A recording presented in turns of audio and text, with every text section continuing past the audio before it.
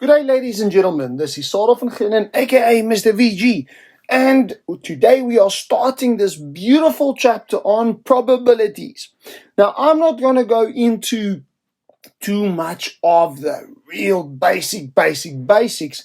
Today, what I'm going to look at is the application of especially the new content, the grade 11 content, meaning independence and mutual exclusivity in terms of Venn diagrams, etc.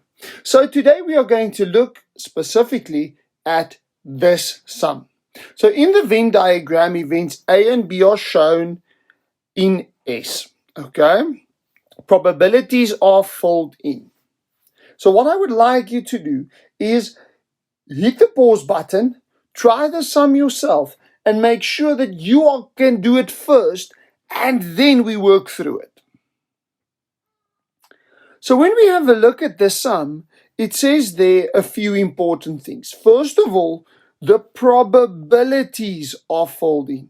That is important. So that 0.1, the 0.3 or 0.3, and the 0.1, those are probabilities. So you cannot say that is the number of people that are there, but the probabilities that they are there. So in the diagram, a few important things are happening. First of all, I've got that 0.1. So what I'm doing now is not really, can I say, hectically important in terms of the sum, but it's good for you to go through the motions of interpreting the sum before you actually attempt it. So that 0.1 is the probability that someone at random does A and B, or chose A and B. We don't really know the context, okay? We don't know what this diagram is actually for. What else do I know? That 0.3 is the probability that someone chose only B, okay? Or the probability that someone did only B. The X is the probability that someone did only A or chose only A. The Y is the probability that someone chose neither A nor B. So in other words, it lies outside of my A and B choices. A very important thing is that the probability of the sample space is 1. So let's just think about what that means. Remember, a probability of 1 means a certainty. So if I pick someone at random, they're either going to lie in A, B, neither A nor B, but they're going to lie somewhere inside my sample space. So that's why the probability of my sample space is 1. And whenever we've got a Venn diagram that represents probabilities, this is always going to be true. So therefore, if I add all the probabilities inside my sample space, I get 1, and therefore x plus y is going to be equal to 0.6. I'm just solving for x and y.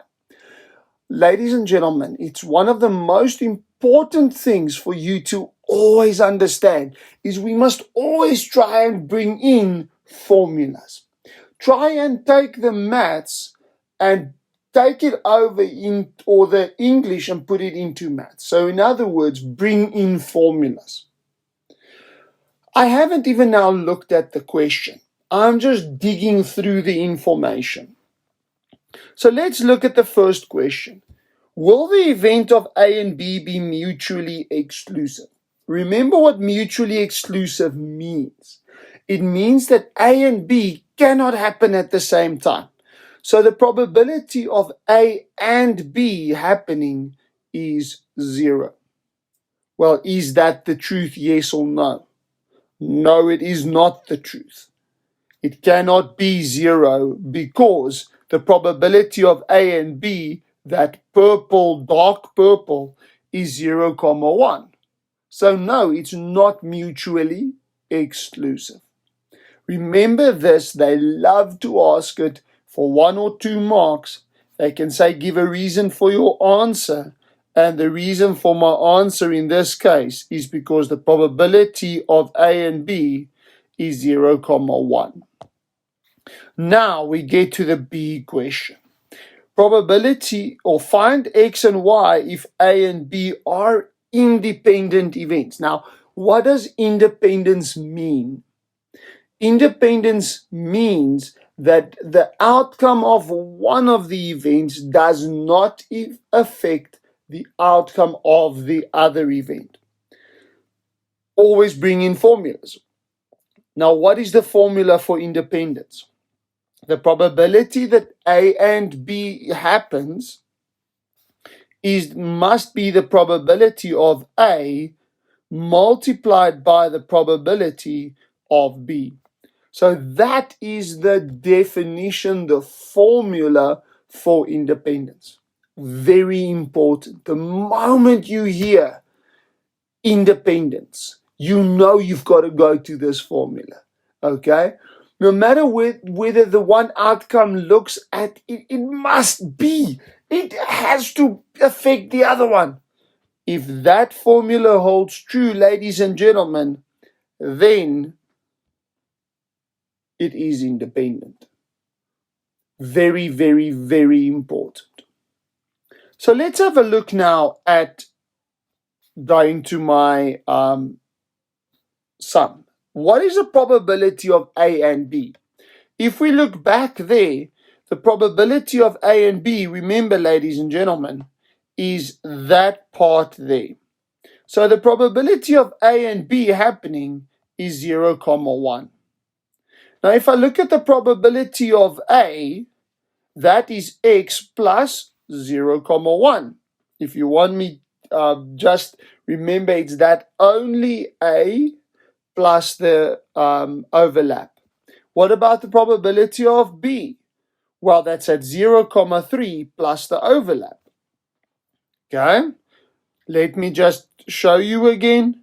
Remember, if we ask you for the probability of A, it's everything that lies in A. So X plus 0, 1. If we look at the probability of B, it's everything that lies inside of B. So the 0, 1 plus the 0, 3. Okay, there we go. So for me to solve X, I actually now have to solve this equation. So step by step, I'm going to divide both sides by the 0, 4, that back 0, 4. And what am I going to be left with? 0, 25 equal to X plus 0, 1. Then solving for X by subtracting 0, 1 on both sides gives me 0, 15. Now, how on earth am I going to solve Y? That's now a question. If I go back to that slide, there we go. What do I know about Y? I'm thinking about this part there. That X plus Y must be 0, 6. So in other words, if I skip forward to that there, I've got to remember that X plus Y must be 0, 6. If I then substitute my value for X in, then Y will be 0, 45. Which means in my sum that the probability of picking someone at random that doesn't do A or B, that probability would be 0, 45, which is kind of a big probability. That means that neither A nor B, that probability is 0, 45. So very important, ladies and gentlemen, we looked at two things in this video. The first thing we looked at was mutual exclusivity. So mutual exclusivity, that A and B cannot happen at the same time. So the probability that A and B happens is 0. Secondly, we look at independent events. And independent events, the probability of A and B is equal to the probability of A times by the probability of B. What we are going to look at in the next videos is how to apply this mutual exclusivity, independence, inside of other tools, other examples, and in other places inside of probability. So please stick with me in this next video coming up where we're diving deeper into probabilities. So this is Mr. VG signing out. Have a beautiful and amazing rest of your day. Keep well. Cheers.